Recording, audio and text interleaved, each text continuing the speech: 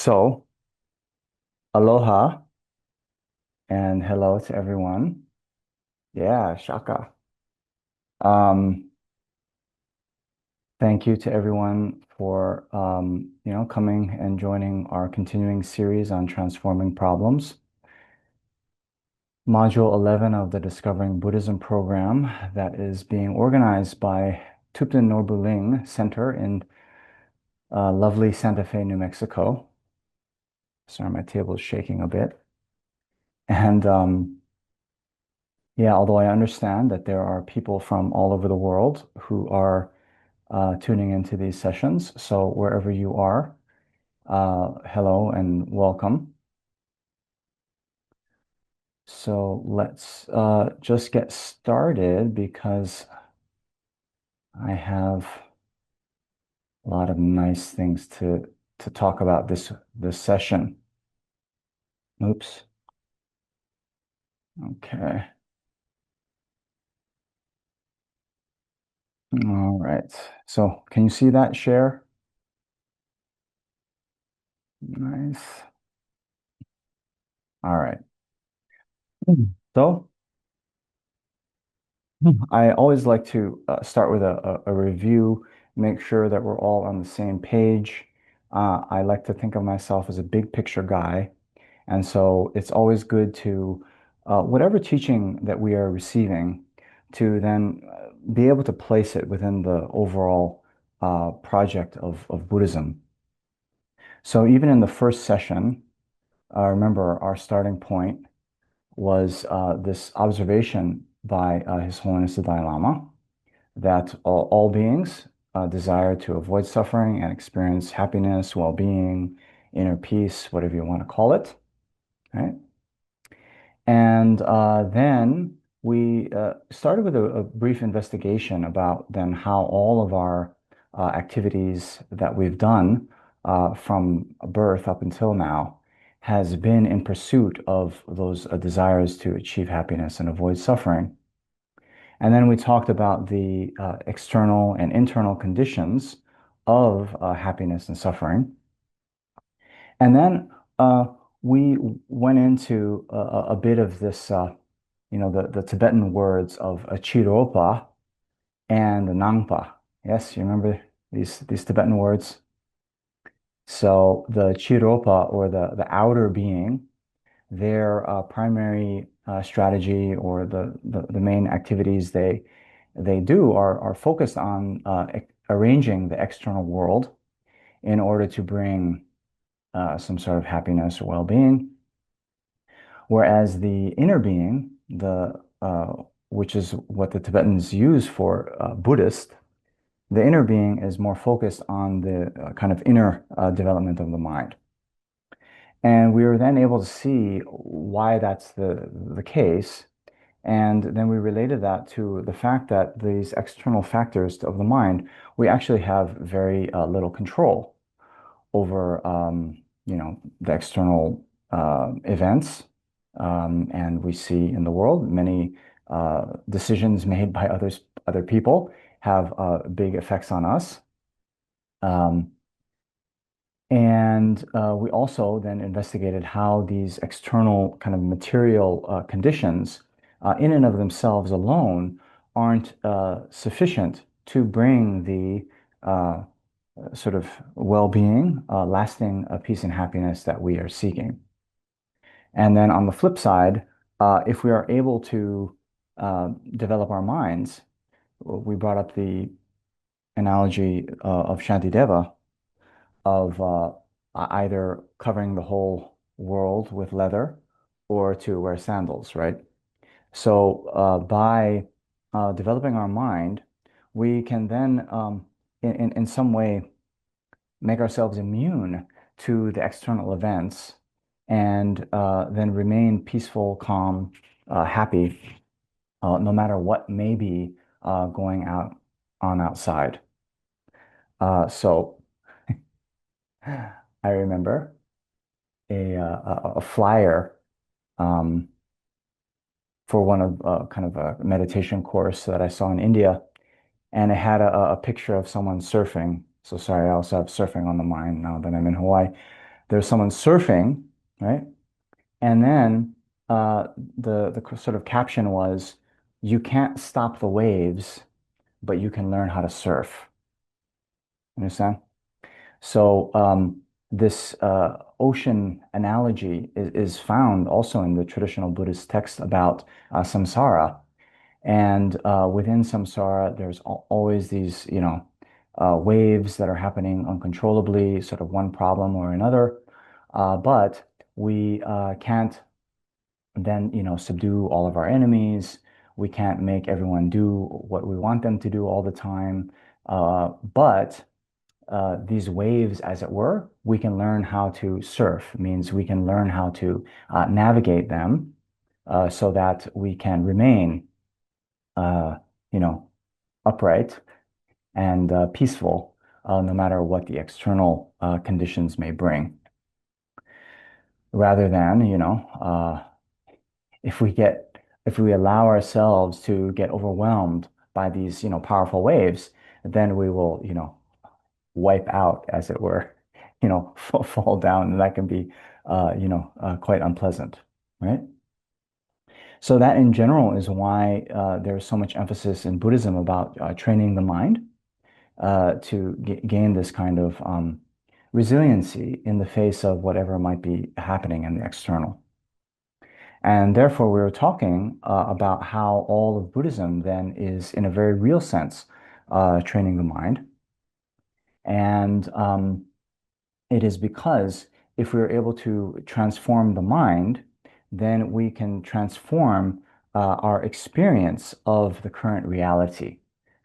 Even by not changing what might be out there, by changing our minds, by changing the way we think about it, we transform our reality, the one that we are experiencing, right? And then we're talking about how, in particular, in this course, we are going to be getting into in some great detail about the particular Mahayana mind training, which is about developing this altruistic wish, this mind of a great compassion and loving kindness that extends to all beings. Mm? And and to do that, we need to then learn to cherish beings, um, yeah, even more than our own selves. Yes? All right. That was session one. And then in the last session, we then went into the eight worldly concerns. So these four opposing pairs of gain and loss, pleasure and pain, good reputation or bad reputation, praise and criticism. And through a little thought experiment on, thinking about how we answer, how is your weekend, or how have you been doing? How has your life been going? Then we see that we are totally uh, ensnared, preoccupied by these eight worldly concerns. And most of our lives are spent, chasing after the good and trying to avoid the bad. And then when things happen in the positive direction relative to these eight worldly concerns, we even conceive our life as being good. Whereas when they don't go as well, then we think our life is going bad, right? Um, so first, you'll see this medical analogy a lot within Buddhism as well, that, first you need a proper diagnosis. Um, and then only then can you prescribe the proper cure, right? So we have to be very, honest with ourselves and see where we're at now and see how much these eight worldly concerns have sort of dominated our lives up until now. And then only then can we, seek to move on from that, right? And so one of our foundational practices then was this practice of watching the mind and being sort of vigilant, aware about what is happening in our mind. And we saw this in the verse three of the eight verses of mind training. Then, applying vigilance whenever a affliction or delusion arises in the mind. I shall confront it and avert it without delay, seeing how it will bring, bad effects to or endangering myself and others, right? So then we also, at the end of last session, went through these very beautiful pieces of advice from Shantideva to, remain like a piece of wood when all of these sort of unpleasant circumstances befall us, or when we see the afflictions arise within our own mental continuum. Then we give ourselves space not to just react when these kind of afflictions arise, but rather, since it is easier to control the body and the speech, as opposed to controlling the mind, we might even have a strong affliction like anger or attachment or jealousy, pride, something like this, arising in the mind. But instead of allowing that to then propel us or impel us to engage in some kind of action that would be harmful to ourselves or others, we then just remain like a piece of wood. Means, as Venerable Rubina so eloquently says, zip our lip and keep our hands to ourselves. Yes? All right. Maybe my second grade teacher said that to me as well once. Okay. So that is the review. And yes, this was the verse that we covered last session. In all actions, I examine my mental continuum, and the minute a delusion arises, since it endangers myself and others, I shall forcefully confront and avert it. Okay? So then in the last session, uh, we were talking about this beginner practice of, just remaining like a piece of wood, right? Which isn't really confronting or averting the affliction, right? But it's rather just like um, maybe quarantining ourselves, right? Just like when one is, sick with something, then, one just locks oneself in a room, right? Okay, a little bit bad memories from COVID times, but anyway, you get the point. You then try not to come in contact with others, seeing that that affliction that you have now, it risks you then, harming or infecting others. So these, delusions is exact same in the sense that when we are afflicted by these disturbing emotions, that danger, if we come into contact with others, we might then, harm them in some way. So we remain like a piece of wood. Okay. We don't then say, although sometimes this could be the case, if we're feeling triggered when we're having a bit of a difficult conversation, then maybe sometimes we'll say, hey, you know what? Uh, let's talk about this later. I'm gonna go and get yourself out of the situation. Um, so that can be done as a sort of strategic retreat, right? But in any case, point is here that in last session, we spoke about this beginner practice of then just remaining like a piece of wood. But there are other antidotes to the afflictions that will serve to sort of, dissipate the force of these afflictions when they arise in the mind. And through the repeated application of these various antidotes, we can then come to the point where, they gradually reduce in strength, right? And duration of how long they last in our minds. And then eventually we'll be able to abandon them altogether. Wouldn't that be nice? Yes. So I then wanted to, in this session, then talk more about the afflictive emotions. So here it says delusion, but well, the Tibetan word, here's your next Tibetan lesson, nyongmong, nyongmong. In Sanskrit, it's something like klesha. And I think in Pali language, those of you who have done some work with the Theravadan tradition, I think it's not klesha, but kalis. callous, I think. Okay. But what this is here, I prefer affliction, although you'll see many different translators say different things. You have afflictive emotion, disturbing emotion. Uh, Rinpoche preferred the word delusion. Um, they all are pointing to the same thing. And that is one reason, by the way, I like to sprinkle in a few Tibetan lessons for you, because then when you hear different teachers or different translators and they say, delusion, you can say, hey, do you mean nyomo? And they'll be, yes, nyomo. And then, then it's very clear, right? Okay. So here, an affliction is defined as a phenomena that, when it arises, is disturbing in nature, in character, and that through arising disturbs the mind stream. So that is why you'll see this, disturbing emotion. Okay. Now, in terms of the enumeration and categorization of the afflictions, then, well, you'll see that in the most extensive version, there's 84,000 afflictions. Yes. Okay. There's 84,000 afflictions, but then there's also a presentation of the 32 afflictions. And then when you see the 32, you'll then have the presentation of the root afflictions and the secondary afflictions. Okay.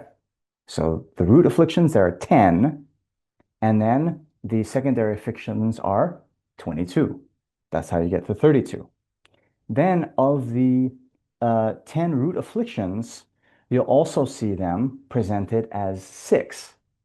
And that's what this is here. The six afflictions are, okay, the attachment, hostility or anger, pride or ignorance, pride, ignorance, doubt, and then wrong views.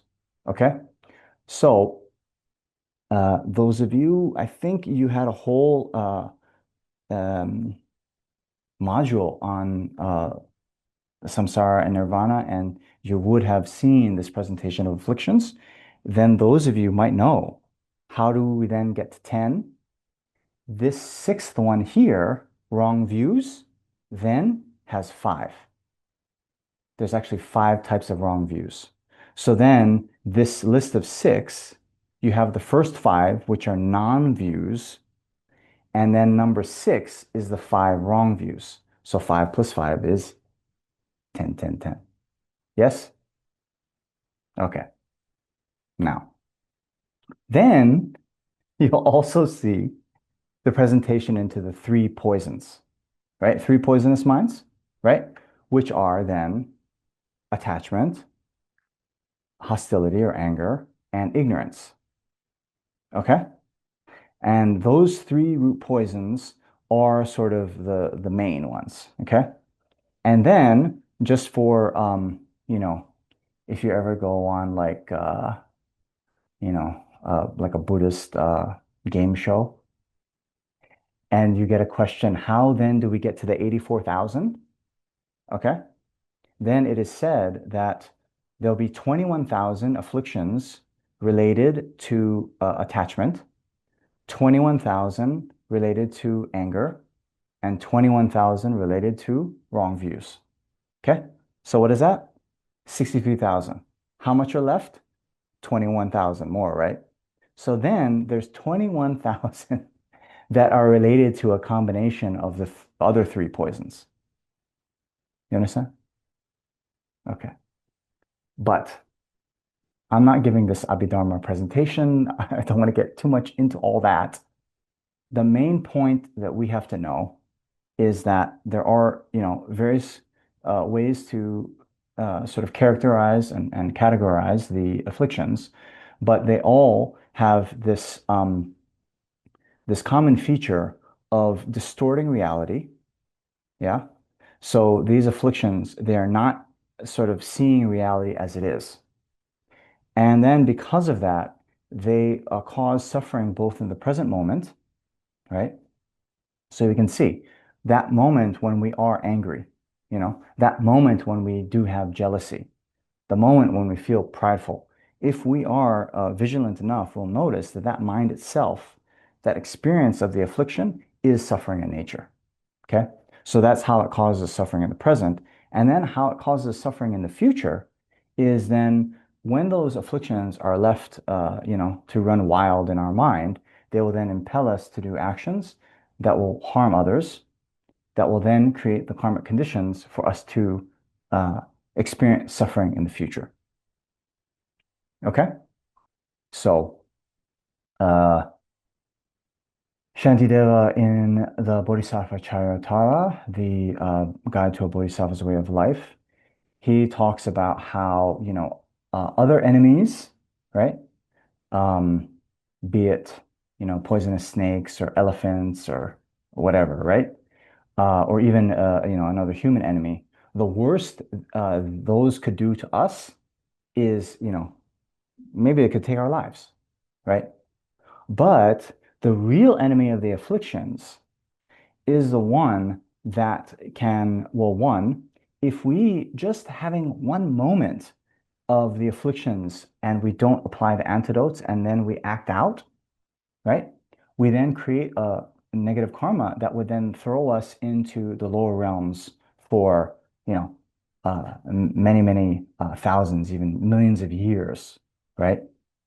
So by that means, in that way, Shantideva then urges us to see the true enemy isn't this external enemy, but rather is our own afflictions. You see? Yeah. So like that. Then, just as when we have some kind of external enemy, we will come up with a strategy to, subdue or prevent that enemy from harming us. Then, essentially, our main practice as those interested in true happiness and the alleviation of suffering, we have to see the role that the afflictions play in, the central role the afflictions have in our own suffering, and then come up with a strategy where we can, limit and eventually eliminate the uh, the suffering effects it can have on us. So that's what we'll do in this class. And in particular, of the three poisonous minds, I wanted to talk about attachment and anger. Okay. The affliction of ignorance, yes, that is sort of the root of the root, but we are going to, cover that in a later class because that deals with more the this ultimate nature of reality. I think I mentioned even in the first class, we have these two levels of reality, conventional reality and ultimate. And well, for us, beginners, it, was highly emphasized to, first take care of the conventional level of truth. That is the so-called, like, we can think of it as the low-hanging fruit, right? Um, where we are aware of our, kind of inner workings of the mind. We're aware of when the afflictions arise, and we prevent ourselves from acting out on these afflictions. That way, we really take care of our karma, and then, later we can go on and analyze the ultimate nature of reality, which will, at the end, be the sort of ultimate antidote.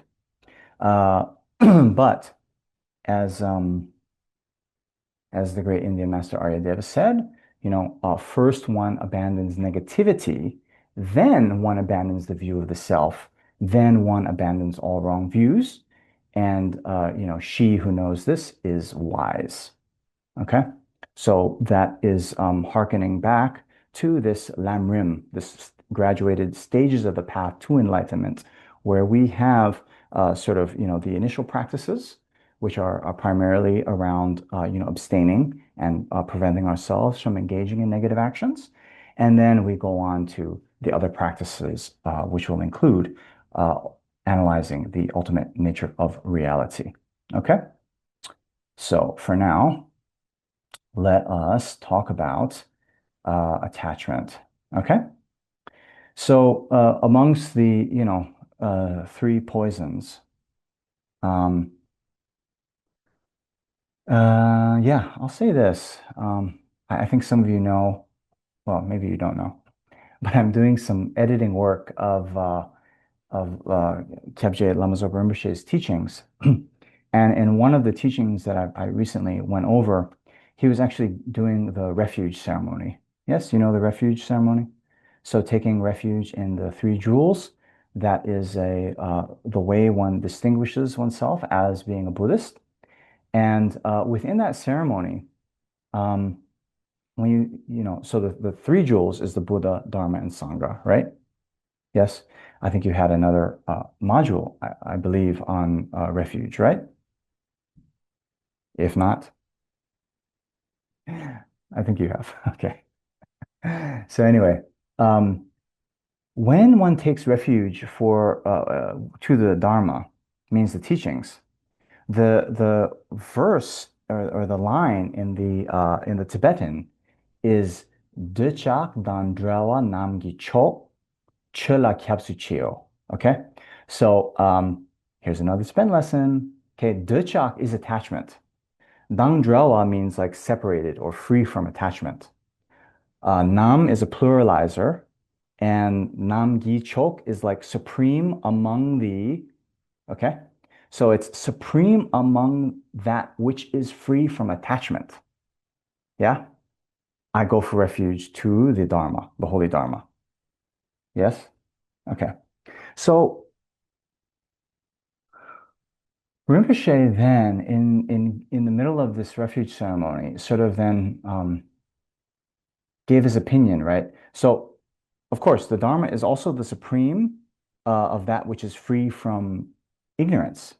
It's the supreme among that which is free of anger, right? Because the Dharma itself is free from all of the afflictions. So, why is it the case that attachment is being singled out here?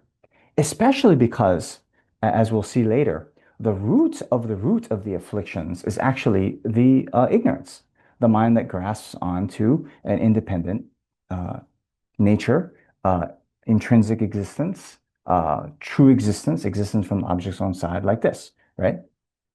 Hmm? So that's the root affliction, the root of the root. Okay. Nonetheless, you see, it is this attachment that is for us the one that um, really is the fuel behind our um, samsara. You also, I think, those of you who have done all the modules, you will have gone through the 12 links of interdependent origination, right? And those of you who then you'll see in the 12 links, right? Before birth, there's existence. Before existence is craving and grasping. So this craving and grasping is referring to the mind right before we pass away from this life. And this craving and grasping will then activate a previously accumulated uh, karmic seed, and that will propel us into our next rebirth. Okay. Okay. So that's one, right? The actual mechanism of our samsara is fueled by attachment, as the proximate cause of our rebirth. Okay. And this is my own thought, but you see, the difficult thing with attachment is that sometimes it appears to be our friend, you know? Like compared to anger, it's very, well, I won't say it very, but it is more obvious that anger, because, it makes our blood pressure go up, our face gets red, it's very unpleasant, right? But something like attachment, where we have desire for something out there, it seems like it's our friend, right? It's motivating us to do something that we think is really going to give us that happiness. Okay? So then we need to, on the front lines, as it were, be vigilant and be able to notice when attachment is arising. Okay. So then, what then is attachment or dukkha, right? And here's another important thing to keep in mind that you see the Tibetan word again, dukkha, dukkha, dukkha. Then this, yeah, whenever a translator then is working from a source language to the target language, they have to make choices, right? And one school of thought is then to try to find whatever word we have in the target language that is existing now, and then choose the word that they feel is closest to that, right? But the trick is sometimes the particular connotations we have in worldly parlance, could be different from the connotation that word has in the Buddhist philosophical context. You understand? So here, especially with attachment, you'll see this word being used in like psychological literature, uh, psychology textbooks, where they'll even describe like how the baby ducks go behind the mother duck. Yeah, yeah, you see that? The baby ducks, they follow along after the mother duck to the pond or whatever. Yeah, they say that's attachment. Yeah, that is some kind of attachment in that context. But you see, here in the Buddhist philosophical context, we are trying to, um, abandon attachment altogether, right? But the bond between a mother and her child is not something we're trying to abandon in Buddhism, right? So this is one of the wrong views that can come up, right? Because, when you hear in Buddhist philosophical context, oh, we're trying to get rid of attachment, attachment is bad, all this, right? I think I mentioned this the first week, right? Also, desire gets a bad rap. Oh, desire is bad, we can't have desire. And then, sometimes people will say, oh, but now you're talking about a desire to achieve enlightenment for the benefit of all sentient beings, but I heard desire is bad, right? So we have to understand that here in this context, the desire or the attachment, right? Right? The characteristic is that it exaggerates the positive qualities of the object. Okay. So when we talk about a desire to attain liberation or enlightenment, well, there's no way you can have the duchak for liberation, right?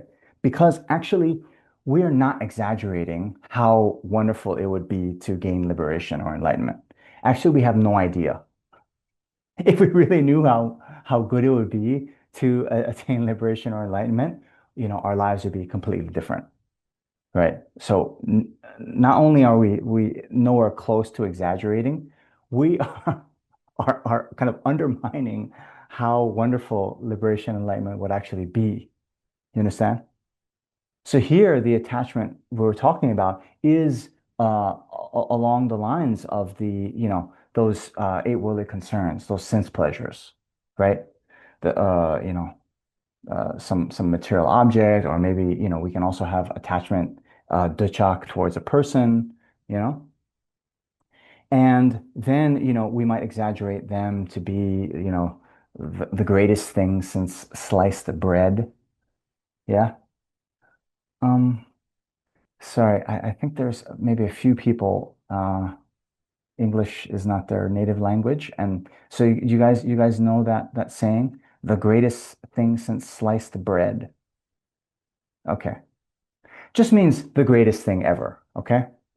I actually don't know how the sliced bread thing came up. And yeah, anyway, that's a question for Google. Okay. But the point is, attachment is then going to exaggerate the qualities of the object, okay? And then it's going to think, it will sort of fool us into thinking that if somehow we come to possess that object, it is going to bring that lasting satisfaction. Or in other words, since we are, wanting to be happy and fulfilled, and we wrongly contribute the happiness to be somehow intrinsically established onto that object, we then want to possess it. And therefore, we grasp tightly onto the object, you know? And then what this causes, the results. So if we think that that object out there is going to be the answer, the solution to our current unhappiness, then we're going to remain dissatisfied uh, as long as we don't have that object, right? I don't have, the happiness I'm seeking because I don't have X. Well, as a contract with yourself, then you will remain dissatisfied until you get X, right? Then other thing is you might see other people with X, and then you'll be like, oh, jealous of them or competitive, right? Also further disturbing the mind. And then even those times when we might get that object, then we are have fear and anxiety that we'll lose the object, right? Our partner is going to leave us. We are going to, I don't know, our stock portfolio is going to go down, or, someone might steal my car, whatever it might be. It causes a lot of, anxiety and fear. And then just we're very, again, emotionally unstable because, like we said, even from class one, then all these objects of attachment, that are out there, we have very little control over. And then since our sense of happiness or suffering is dependent on those, then we're in constant, turbulence about, gaining what we don't have and losing what we do have. Okay, sound familiar? All right. So then, what's the solution? Okay. Sorry, I tried to get this all onto one slide. Okay.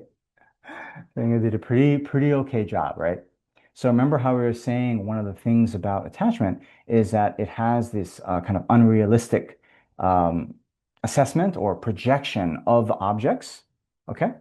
So we then need to counter that. Okay. So in general, you probably have heard of this, right? There's the four distortions related to the first noble truth of suffering. Yes? Okay.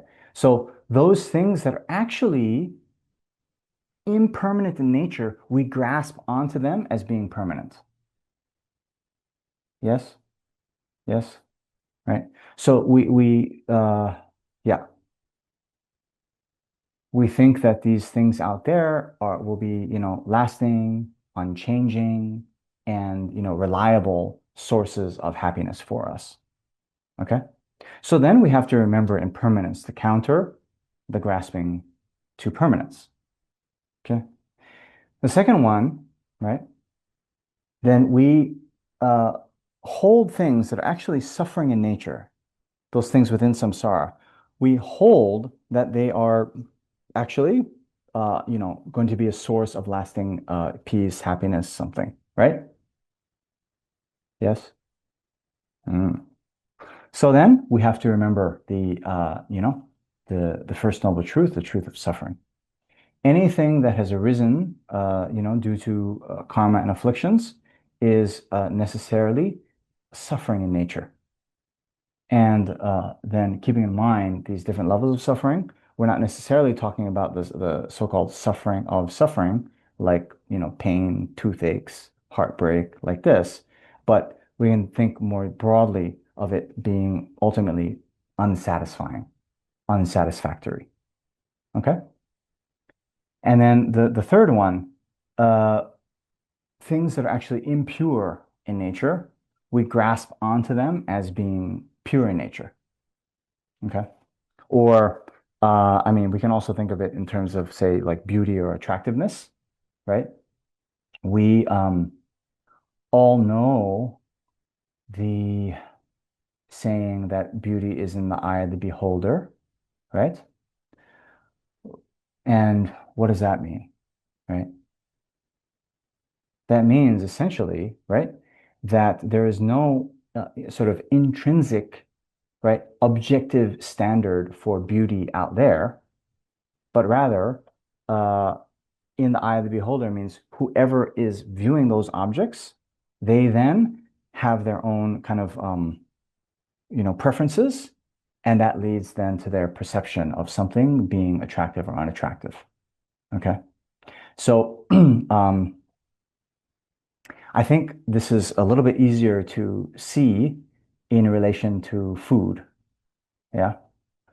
If you ever go out for a nice, meal, maybe we call it family style, right?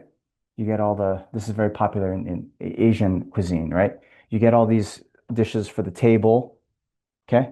Like an Indian restaurant, Chinese restaurant, whatever. You get all these dishes and then people take a little bit and you all eat, right? Right. So you can imagine, of those, let's say 6 dishes there are, you might have a higher tolerance for spicy food. And when you get the the vindaloo dish, this like spicy Indian dish, you're like, oh man, this is the best one ever. And then the person next to you, they can't handle spice, and you know, they don't want to eat that anymore, right? Understand? So this is very easy to see. What you might consider to be the most delicious in all this, the person next to you doesn't want to even, have another bite of it, right? Hmm. And then, of course, when you add on to it, so for example, I've very happy to say I've been, vegetarian for many, well, maybe 25 years, and I've been vegan for maybe 5 years. And so, even the thought of eating, some kind of like steak or something like this, oh, I'm just feeling nauseous right now, even saying those words, really, you know. Whereas someone else, they can't wait to go to the steakhouse or something like this, right? So it's not the case that that object in and of itself is delicious, beautiful, attractive, like that, but relative to, oneself and one's preferences, one's, you know, karma, one could say, then these objects would have more or less of an attractive um, sort of perception. Hmm? Yes. Oh, okay. That in and of itself is going to be a little bit of a prelude to when we start to talk about the emptiness teachings, how, these nothing has even one atom of objective existence in and of itself. Okay?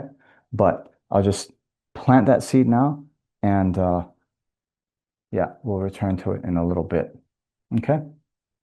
But the point is we have to counter this distorted view of reality, somehow thinking that there is a pure, a beautiful, like 100% from the side of the object, something out there. Yeah. Because you see, operating under that belief, you know, that's why we then have such strong kind of uh, craving that we must get that thing, right? Because that, I'll just show you here, right? I do love this cup. It's very nice. Okay. And it's a thin-lipped cup. And so when you drink coffee, mm, very nice. Although I'm not drinking coffee, just so you know, it's too late. But if, for example, I think that, somehow, although it's a nice cup, I think, oh, I'm only going to be, you know, I think that somehow that goodness is intrinsically established on from the side of the cup. Then until I get the cup, I'm going to be unhappy. And then if the cup breaks or someone takes the cup, I'll be, unhappy, right? Right. So even to loosen that a bit and be like, well, the happiness isn't coming from the cup. Where is the happiness coming from? My own mind. That in of itself is a tremendous antidote. Hmm? Okay. So Then we also have to remember the faults of attachment. Okay. Seeing how, that this craving, this attachment is what's binding us to samsara, right? And as long as we continue to, uh, okay, there's a nice line from Lama Tsongkhapa, you know, until we have the thought that definitely be wishes for freedom from samsara, there's no way to pacify the desire for pleasurable effects within the cycle of existence. Also, craving thoroughly binds the embodied. Therefore, at the beginning, develop the sense of renunciation. Okay. So, Shantideva even puts it in easier terms, right? As as uh, as long as we don't have a wish, say, to be free from prison, okay, even we see the prison doors open, if we don't have a desire to be rid of it, we won't walk out. You understand? So similarly, until we can um, counter this, craving and attachment to the things within samsara, we won't develop a wish to be free from samsara. Without the wish to be free from samsara, there's no way we will be free of it, right? Hmm?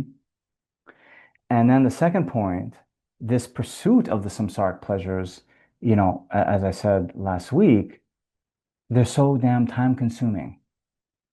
They distract us from achieving the lasting happiness of liberation and enlightenment, right? So, again, not that they are bad in and of themselves, right? But um, with this precious human rebirth, right? This body and mind that has met the Dharma, that has enough intelligence to distinguish between right and wrong and is able to practice, well, with this very body, we can achieve liberation and enlightenment, right? Or we can, I don't know, just go to the beach and sunbathe all day, right? Yeah, our time is our own, and we can choose to do with it.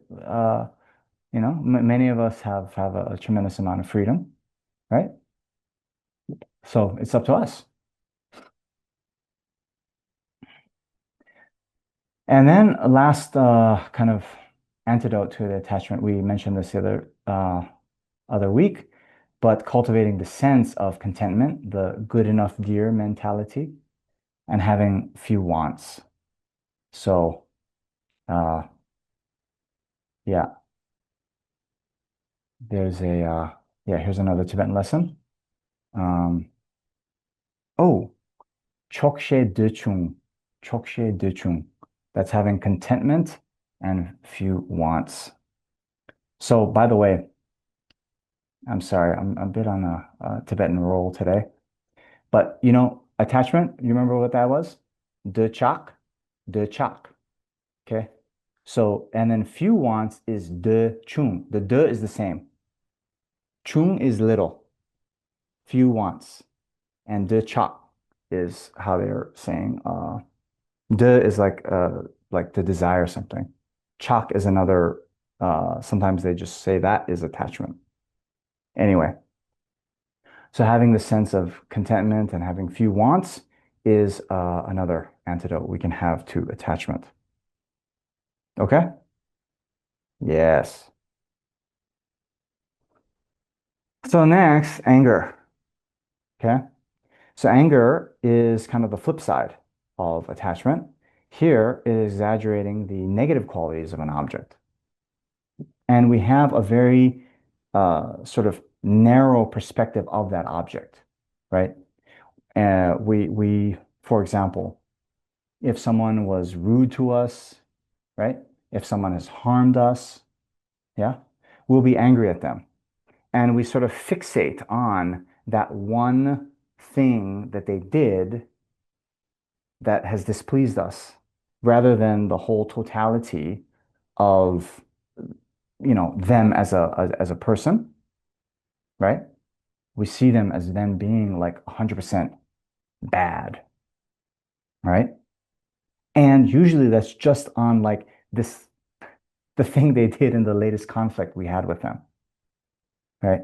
Whereas if we were able to take a more extensive view of, them as a person, we would see, just like all of us, we do some good things, we do some, not so good things. We make mistakes and all that, you know. So there is no one who is 100% good or 100% bad. Well, the Buddha, of course, is 100% good, but maybe we can say the people that we interact with on a daily basis. Of course, if you're interacting with a Buddha on a daily basis, can I come to visit? Um, anyway. So we have a very narrow perspective of the object. And then because of that narrow perspective, and we see that that person is 100% bad, then of course it makes sense. We want to harm the object. We want to, get it out of our lives, right? It's like a poison we want to just be rid of. Yeah. And then when this anger is operating, it then destroys our mental peace. It leads to impulsive reactions, right? Um, especially, someone says something bad to us, then we'll say something bad right back to them, right? And then when these impulsive reactions are not held in check, that itself can then damage our relationships, right? In the throes of some, argument, we can then say something, very hurtful that then, is very hard to, uh, bounce back from, you know. I hope you haven't experienced this in your own life, but it does happen, you know. You can never fully, of course you can apologize, right? But you can't go back in time and unsay what has been said.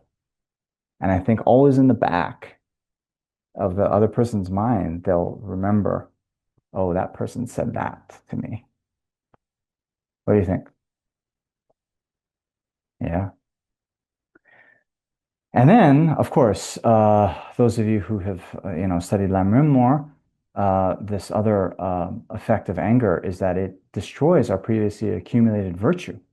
Okay, so that is explained in the Shantideva patience chapter as well as Chandrakirti's supplement to the Middle Way. So whereas other afflictions like attachment, jealousy, so forth, yes, they can then impel us to do negative actions, but um, anger is unique that even previously accumulated virtue or merit gets destroyed by it.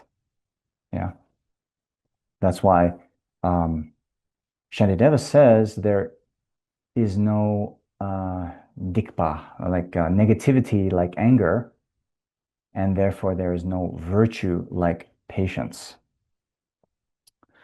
So, how then, patience, of course, being the main antidote to anger. But even before we, get into the actual antidotes, a lot of the beginning of that patience chapter of Shantideva's Bodhisattva is to remember the faults of anger, right? So we have the visible faults, some of us we get, as they say, red in the face. Yeah. Um, it makes our heart rate go up, our blood pressure go up, you know, we look quite unattractive, you know. And then the invisible faults is this what I just mentioned about how anger then can destroy our previously accumulated roots of virtue.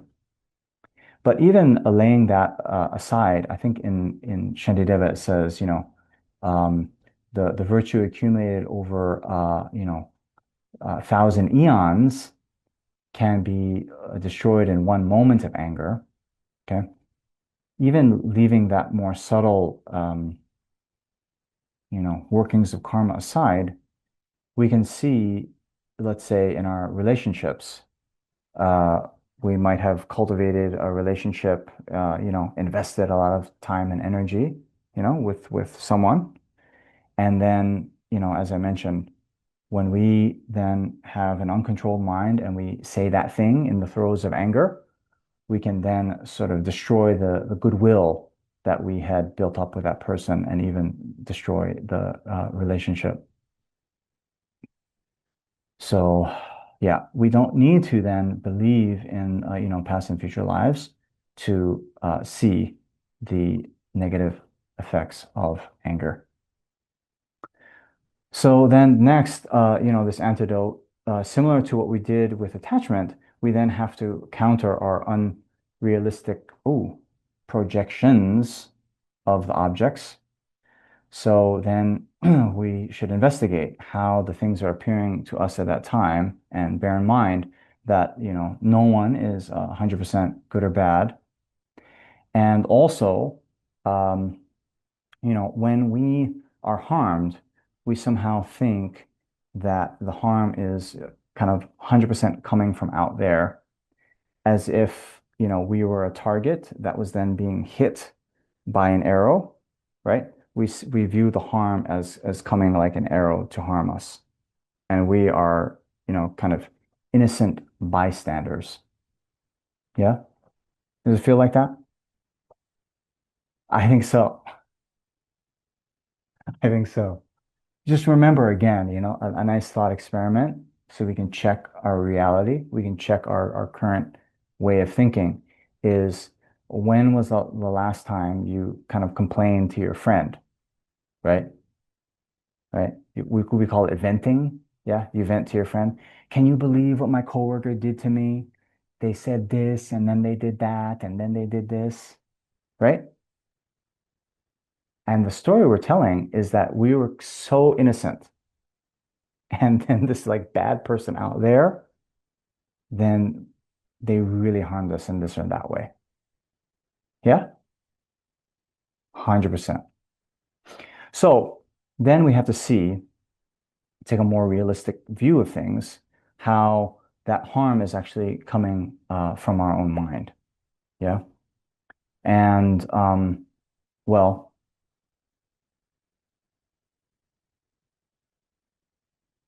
I'll say this. You might have noticed I am a little bit fond of telling stories.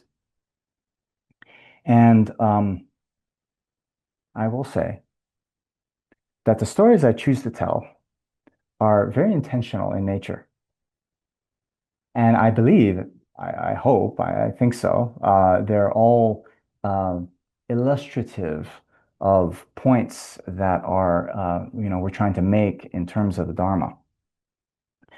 And I share these stories, well, one, because in my research about, learning and therefore teaching, that stories are more memorable and therefore have more effect and lasting effect than big lists. And the second thing, I say these stories that you can then think of your own stories. You know what I mean? You can then see if there are other experiences in your life and make it real for yourself that you then can kind of unlock this realization about how whatever we're talking about in these Dharma classes then relates to your life. Okay? So here, with this whole, the harm isn't coming 100% from out there, but it's dependent on my mind. I have a few nice stories that I want to share. Don't worry, we're on time. We're on time. Okay.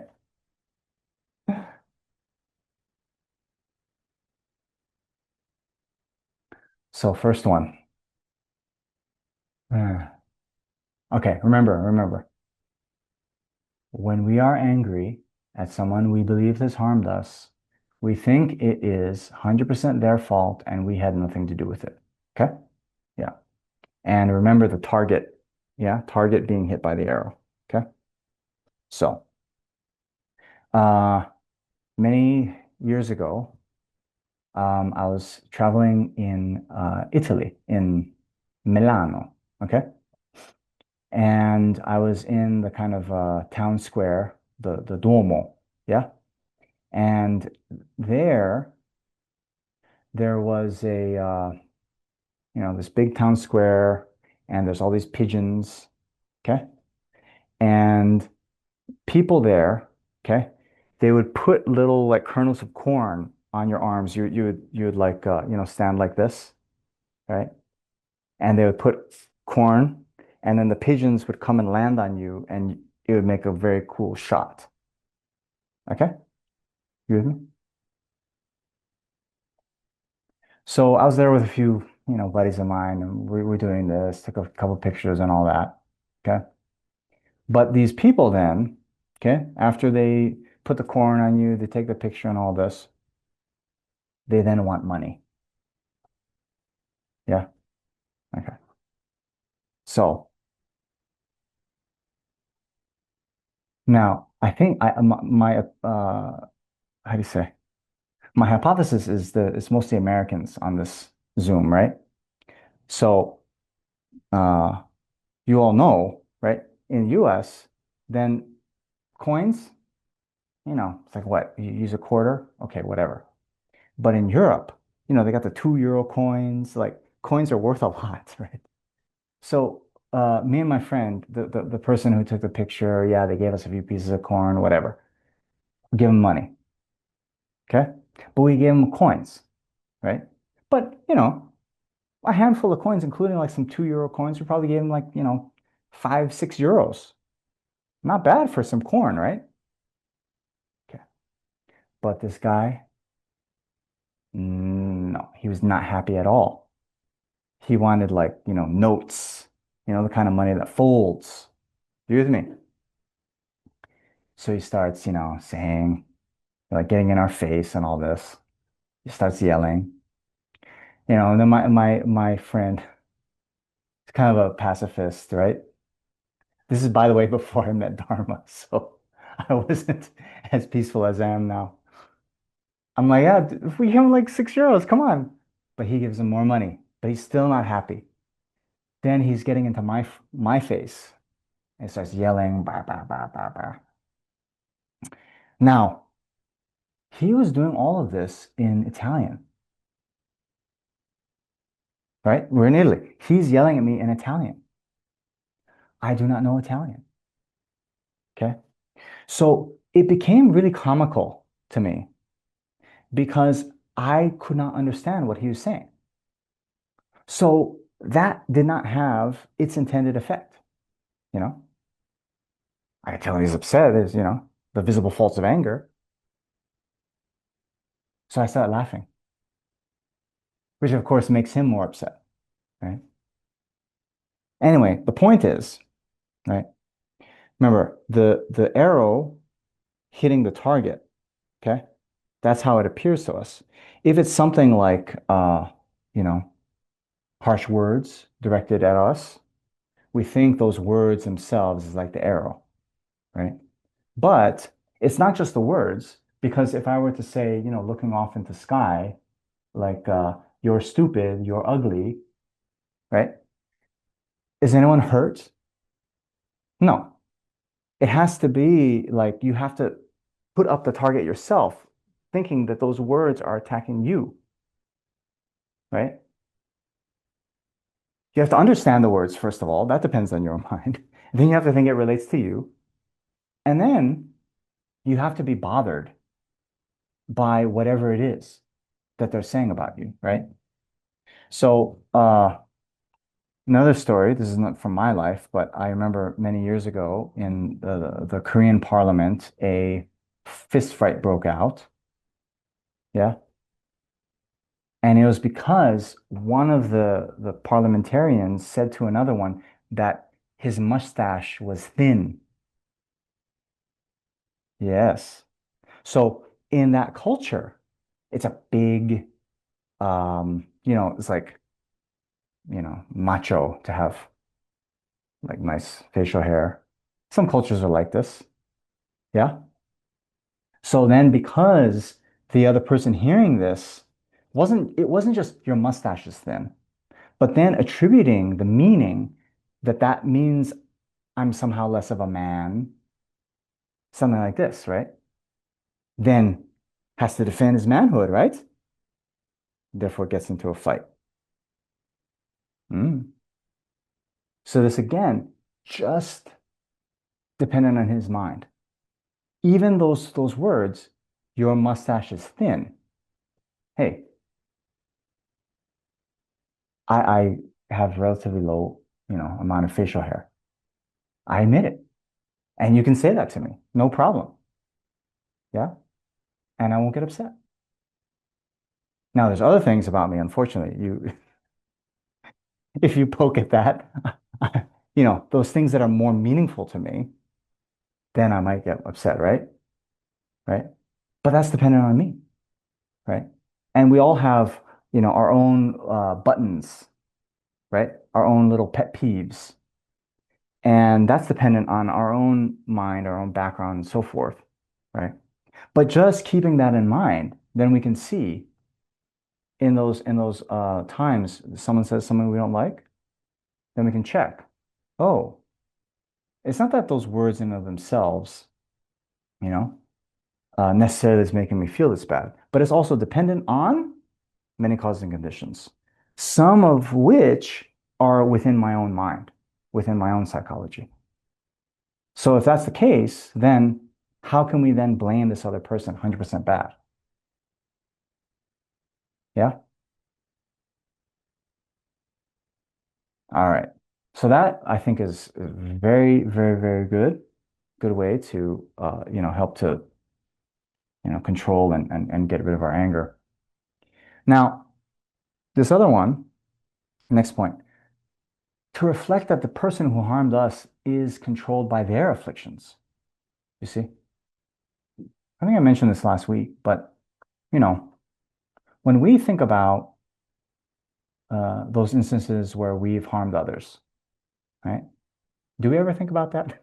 Or do we only think about how people harm us? Do we ever think about how we harm others? I think it'd be good. We think about how we harm others and then just see, oh, I was upset, I was jealous, I was whatever it is, right? So using our own experience, we can understand more easily how when those afflictions arise in our minds, that then impels us to harm others. So then this person that harmed us, exactly the same, you know? I heard this recently. I like it very much. Hurt people hurt people. Do you understand? Very nice. Hurt people, someone who is hurt, has some kind of affliction. They then, in turn, hurt others. Yeah. Hurt people hurt people. Then, if we're able to bear that in mind, we see, oh, yeah, this person said that stuff. It's not nice, but they're upset. They're going through something, you know? So then it can at least help us then not to take it personally, and see, oh, they're speaking out of their own anger, their own frustration, their own dissatisfaction, their own whatever. Yeah. Then eventually we'll be able to uh, use that to generate compassion toward those that have harmed us. But at the very least, if we can't generate compassion, we should at least then not get angry back at them. And then the last one I'll cover here is just then relating it to our own karma. Oops. Remembering that everything we experience is the ripening of actions that we ourselves have done. Remember that from the karma module. And then um, also thinking, well, whatever experience that we're now having now, if we don't want to experience that in the future, that's all the more reason that we should not retaliate. Yes? So these two, there's actually some beautiful stanzas from Shantideva about this. So here, he says, previously I caused similar harm to sentient beings, therefore it is right for this harm to occur to me, who is the agent of harm to sentient beings. Hmm? So relating it to karma. Then, having been instigated by my own actions, those who harm me come into being. If due to this they should proceed to sentient beings hell, am I not destroying them? You know? So, yeah. And then last one about that second point. If I cannot endure even just the suffering of the present, then why do I not refrain from getting angry, the cause of suffering in hell? Right? So oftentimes this thought of anger then wants us to enact some kind of revenge on someone else, get back at them. And we might even think that, oh, I'll really teach them a lesson and they'll think twice before harming me again. Right? I mean, why else would we harm them? Right? Harming them back isn't then going to, you know, make us go in a time machine and erase the harm they've given us. But the only reason to retaliate is then they'll think twice, right? I'll show them. They'll think twice about doing that again to me, right? Otherwise, it doesn't make sense. But now we look at it karmically. They harmed us. Okay, that negative karma that we've done in the past was the actual main cause for this to happen to us, right? But then that negative karma is purified. It's finished. Now we have a choice. If we listen to anger and retaliate and harm them back, what are we doing? We are then just creating another cause for future suffering, right? So Shantideva is saying, since this harm we're experiencing now is so unbearable and we can't endure it, then that's all the more reason we have to refrain from getting angry. So good. Yes. That's the real mind training. Real mind training. Okay. So then there's also within that patience chapter of Shantideva, there's some very beautiful lines that then relate this back to the eight worldly concerns, right? So I heard one teacher say that anger is just when attachment doesn't get what it wants, right? Right? We want something, attachment doesn't get it, we get angry. So sometimes, with our enemies, uh, yeah, they then might spread some rumors about us that then prevent us from getting some gain or praise or like this. So then there's a whole section within Shantideva saying how we then take these opportunities to practice patience. And we do that by seeing then the faults of these eight worldly concerns. So here he also says, praise and so forth distract me and also undermine my disillusion with cyclic existence. I start to envy those who have good qualities, and all the very best is destroyed. Therefore, are not those who are closely involved in destroying my praise and the like also involved in protecting me from falling into the unfortunate realms? You see, flipping the mindset entirely, right? By seeing the faults of the eight worldly concerns, right? If we, see those, praise, material gain, all this as the sort of end all be all, right? We then see those who are preventing us from getting those as somehow, harming us, doing something bad. But when we can begin to think how that, the praise, the material gain and all and so forth are problematic in nature and, undesirable actually because they undermine our practice, then we can see the people that prevent us from getting those things is actually doing us a favor. Hmm? And then we won't get angry at them. So, very nice. All right. So now with that, let's go back then to verse 2. All this uh, confronting and averting it without delay, right? The moment a delusion arises in the mind. That was verse 3, right? We skipped over verse 2. Now we're going back to it.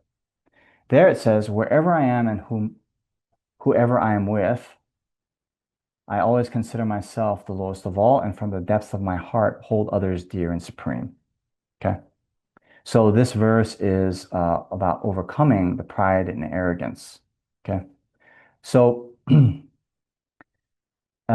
this is an important verse, but there can be some misinterpretations of it. Okay. So let's first clear these off the table.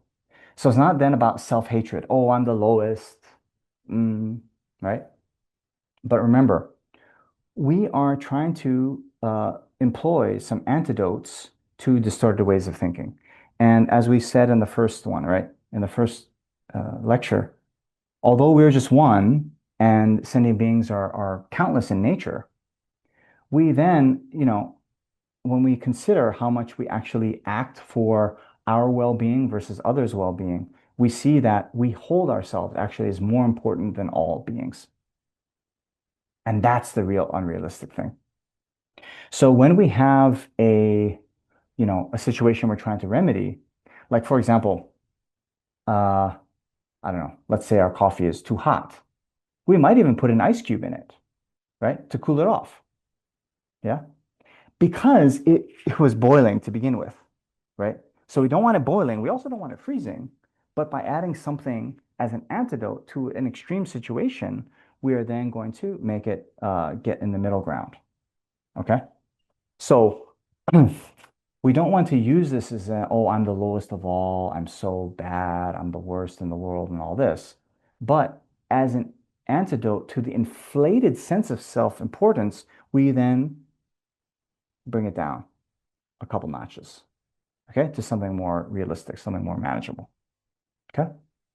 Then the other point of this, why the pride, the thinking that we're better than others is so dangerous for we who hopefully are interested in the Mahayana path, it's because that inflated sense of self then helps sort of justifies our belief in thinking that others deserve the suffering they experience, and then, not my problem. I shouldn't get involved in helping them, right? Because I am, for example, when we encounter someone who is worse off than us financially, we'll think, oh, well, it's because they're lazy, they, don't work hard, whatever. But me, I'm hardworking, I'm smart, I'm talented. Therefore, I enjoy the, financial position I have, and this other person, their problem. Yeah. Yes. So here then, the point is how we overcome this arrogance, right? Nagarjuna says in his friendly letter, if you reflect again and again, just as I have not transcended illness, aging, and loss of the pleasant, right? So karma and its results are my own doing. You will overcome arrogance because you will be applying its remedy. So what this means essentially, right? You see this? Illness, aging, death, and loss of the pleasant. Those are four of the eight sufferings of samsara, right? So what this essentially is saying is, as long as we are still in samsara, means as long as we are suffering, then how really prideful can we be, right? We're not in control of the experiences that we have because we're still in samsara. Yeah. So in that sense, there's really nothing to be arrogant about because whatever kind of good position we might have today, whether it be, good looks or wealth or high position in society or fancy car, whatever, right? All those things are impermanent in nature, and we are not in control of, maintaining those in our lives. They will eventually change. So for that reason, there is no, point in being arrogant. So then, in summary, right? Now we're going to be getting into this, the Mahayana mind training. Okay. So, we saw here, right? Oops, where is it? Yeah. From the depths of my heart, hold others dear and supreme, right? So we talked in general about the two ways of generating bodhicitta, the one being the 7-point cause and effect and instructions. Yes, remember that? Remembering all beings have been our mother, right? So that basically, by remembering all beings have been our mother, remembering their kindness to us, wishing to repay that kindness, and so forth, we then are raising our level of concern for others, right? Now, here in this particular mind training teachings, we are going to hold them dear no matter whether they have helped us or harmed us in the past, right? So the 7-point cause and effect instructions, we are basically focusing on when beings have cherished us and loved us and helped us in the past. Then we think all beings have been good to us in the past, therefore we'll be good to them, right? But here, when we get into the equalizing and exchanging self for others, when we get into the Tonglen, yes, then we'll even see that these ones who have harmed us in the past are still so kind to us. I don't have the stanza here now, but Shantideva also says, for example, well, here I have this one. A Buddha's qualities are gained from the sentient beings and the conquerors, means the Buddhas alike. So why do I not respect them in the same way I respect the conquerors? Okay. So, we have the six perfections: generosity, ethical discipline, patience, right? Uh, eth joyous perseverance, meditation, and wisdom, right?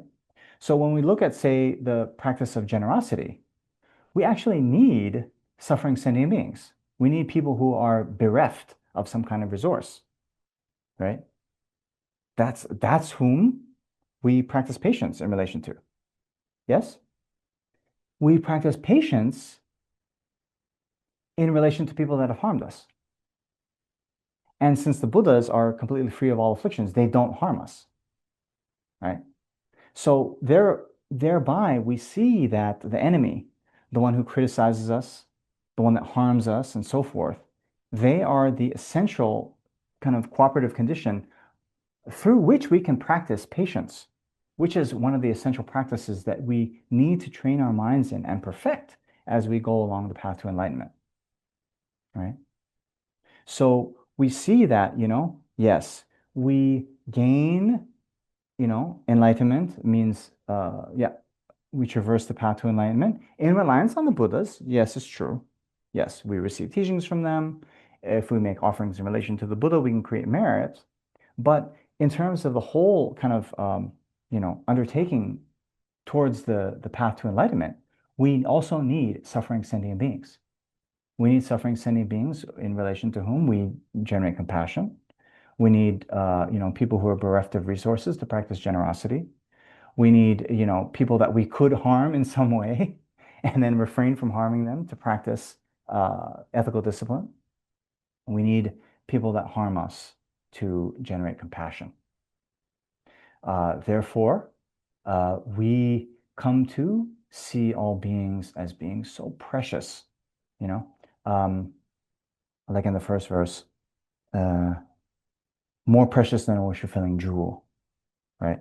Even the one that's harmed us, they're more precious than a wish-fulfilling jewel because if we practice compassion, if we practice patience in relation to them, then the fruits of our practice, full enlightenment, is possible. But if we don't, if we just, you know, maintain our old ways, get angry at them because they harmed us, this old way of thinking, right? Unenlightened way of thinking, then we will remain in samsara. So that is what I wanted to say today. So let's see. Uh, oh, okay.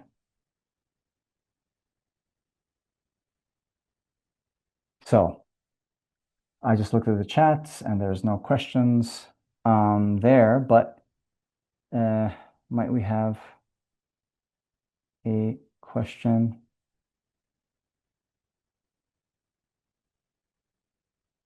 You can raise your hand and I will unmute you.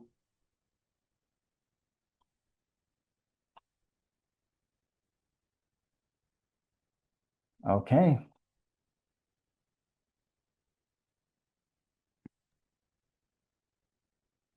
I'm somewhat curious and confused about the 84,000 afflictions.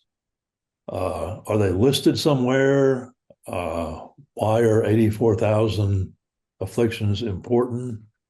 It just seems like a busload of afflictions that no one could possibly remember. Yeah. So, thank you, William. So for us, probably we don't need to know them. We don't need to know. I was saying if you're ever on like Buddhist Jeopardy or some kind of game show, you can then enumerate them 21,000 for the first three and 21,000 as a combination of the three. For our practice, it is probably most practical to just think of the three afflictions, the three root poisons, attachment, anger, and ignorance. Maybe to go into the list of 10 is also okay because we see, um, you know, jealousy or other kinds of things come in there.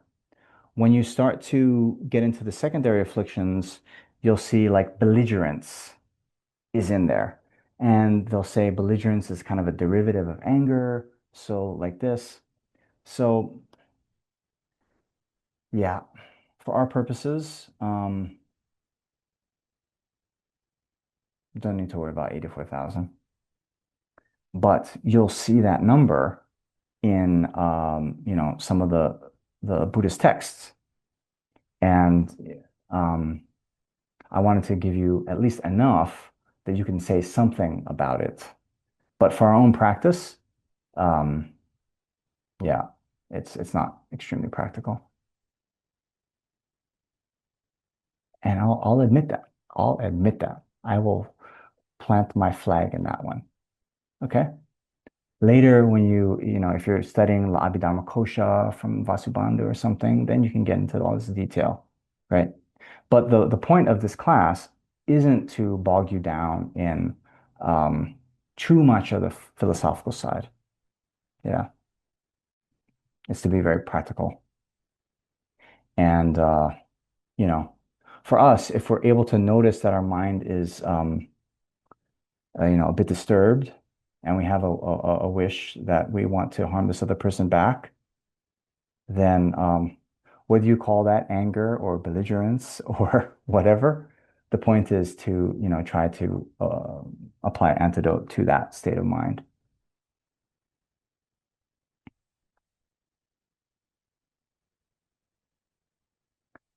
Okay, it's joy. Hello. Say I enjoyed the teaching tonight. I just wanted to know that what if a person had caused us physical and psychological harm um, that was beyond, that was maybe like say I say towards like rape or something like that matter. Should we take the proper steps to make sure they pay and don't hurt another? Like would that be affected on how would we go about handling that and loving them Yeah, for doing yeah, that? yeah. So that is a very good question. Very tricky situations like this come up. Um, So in my opinion, I think it's very good to relate it to the saying we have in Christianity of, hate the sin, love the sinner. Okay. So by all means, um, we have a positive obligation to, prevent people from engaging in harmful actions in the past, or sorry, in the future, right? And so, um, it's not just that we, condone what they've done. And by all means, if there are legal kind of repercussions from the harm they perpetrated. In general, it's fine to pursue that. But even the motivation matters a lot. You know, what we talked about last week, either practicing generosity for, you know, having a good reputation or for enlightenment, right? So you do see people with a very vengeful state of mind, like, I'm going to make them pay, you know, right? Then to use the criminal justice system as just a way to retaliate, where, someone else is punishing them with their hands, and you don't have to do it, that's not the best, right? Um, but with a thought that, if they're a violent criminal, then, to have them sort of off the streets so they don't perpetrate that harm is fine, right? Um, Another sort of related thing that comes up often is, let's say, and I hope none of you are experiencing this, but let's say you are in a abusive relationship right now. Sometimes people might think like, oh, well, I have to practice compassion and forgiveness, so I'm just going to stay in this situation, right? That also, should be analyzed. And again, with a mind of compassion, you can say, well, as it is now, with their uncontrolled anger and they're abusing me and they're doing all this harm to me, then actually they're creating negative karma that's going to then come back and be harmful to them. So with a mind of compassion, I'm going to get out of this situation, so they won't, accumulate such a negative karma in the past. Oh, sorry, in the future. Yeah. Um, so yeah, in general, it is, quite tricky the way that our prison system works here in the US. It's appalling. So a more enlightened criminal justice system would, of course, have more of an emphasis on reforming and getting people the help they need, so they don't, commit such negative actions again in the future. It seems that how it's operating is more on this retaliatory, like they deserve to be punished. And very few emphasis is given to like reforming or giving them the tools that they can work with these, afflictive emotions. So, I mean, I am happy to say there are a lot of, you know, Buddhist organizations or many organizations that are going into prisons and, helping uh, the inmates with tools with which they can, work with their minds more constructively. But yeah, that's what I'll say. Okay. So thank you very much, everyone who's come and everyone who is now going to view the video of this later. So we'll leave it at that for this week. And then next week, we will continue with this Mahayana practice of cherishing others. And you'll see in the 8 verses, there's going to be many kind of special cases, difficult cases, when someone has harmed us, when someone, criticizes us, all this. We're going to get into the specific techniques to maintain this Mahayana attitude through all these difficult circumstances. So until next week, uh, please, continue with uh, the daily recitation of the 8 verses. Um, and I'm sorry, I didn't prepare as well. Whatever the next reading in the packet is, just read that one. Okay. And most importantly, yeah, try to put this into practice. Whatever you've learned, whatever you've been able to glean in our sessions thus far, try to integrate that into your daily life. And yeah, maybe you can practice this one when you kind of go out and you see beings. just have this mindfulness that, oh, this one is more precious than a wish fulfilling jewel. Okay? All right. You can just do that mentally. You don't have to go up to them and, shake their hand. Hey, you don't have to do that yet. Okay? All right, friends. Thank you so much for your efforts. Be good to yourself, be good to others. We'll see you next week.